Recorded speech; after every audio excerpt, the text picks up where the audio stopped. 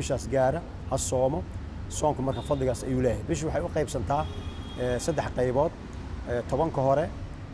tobanka dhexe iyo tobanka dambe tobanka hore waa tobanka ugu horeeya ee diyaar garowga iyo la qabsashada oo yani soonka hataa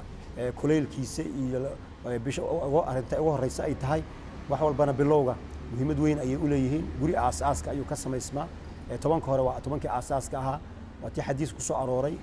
bisha ramadaan awaluhu raxma wa awsaduhu maghfira wa aakhiruhu cutqu min annaar marka haddaan saddexdaas u kala dhigno midda hore waa naxariistaasoo yani bilihii kale say dadku ugu soo dhex jireen waxyaabo badan oo mashquul ah oo ama waxyaabo khilaafaad ama waxyaabo ay isku buuqayaan laakiin markii ramadaanka la gaaro inta badan dadku way xasilaan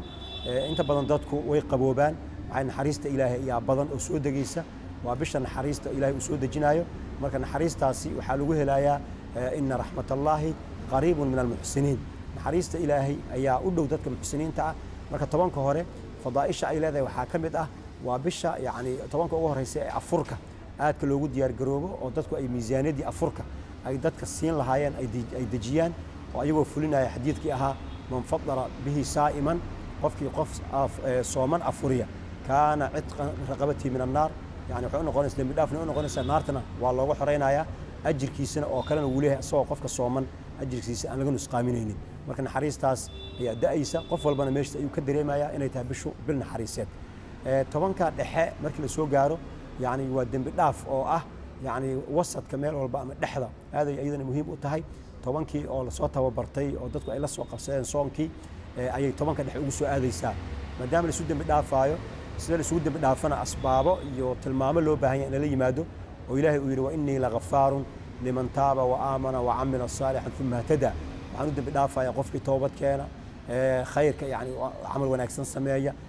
hanuuna marka tobankan dhexe waa tobankii hanuunkaas uu xaqiiqoobi lahaa oo qofku intuu tobankii horena la soo qabsaday soo soomay tobankan dhexena hadda uu wado tobanka dambena uu isu diyaarinayo labaatankii lasoo dhaafay xasiiladoodii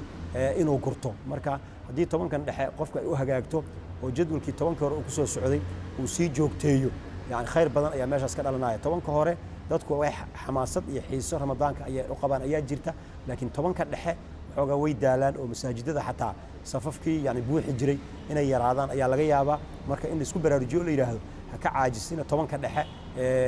hadaalina hor u sii wada dembi dhaaf ayaa ku jira ajir badan ayaa laga helayaa tobankaas markii qofka uu si fiican u cibaadaysto wuxuu u gudbayaa tobanka kale marka ilahi subxana wa tacala waxaan ka baryaynaa inuu inaga dhigo kuwii tobankii horena naxariistiisa ku helay tobanka dhexena dembi dhaafka iyo makfiro ku helay labadaas oo la isku helay marka wax weyn ayaa ka xasilaya ramadaan guud ahaan waa bishaas fadliga badan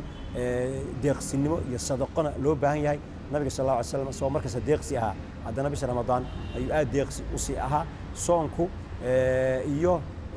hawshan lagu jiro oo u eg hawl siminaar ah ama tababar ah oo dadka lagu tababarayo alla kacabsiga macnihiisu wuxuu yahay biyaha iyo cuntada oo la iska daayay keli ma ahan wuxuu yahay wixii kale ilaahay uu xarimay oo dadka in la isku diro oo dadka in la xanto oo dadka in la dilo oo dadka xoolahooda la qaato waxaasoo dhan in laga soomo ayaa loo baahan yahay marka ramadaanku waa bil khayr badan waa bil isxiriiriyo waa bil isku sadaqaysto waa bil quraan badan la akhristo kuwii ka faa'iidaysta allah inaga dhigo waa maasantihiin hada wabillahi tawfiiq wassalaamu calaykum waraxmat ullaahi wabarakaatuh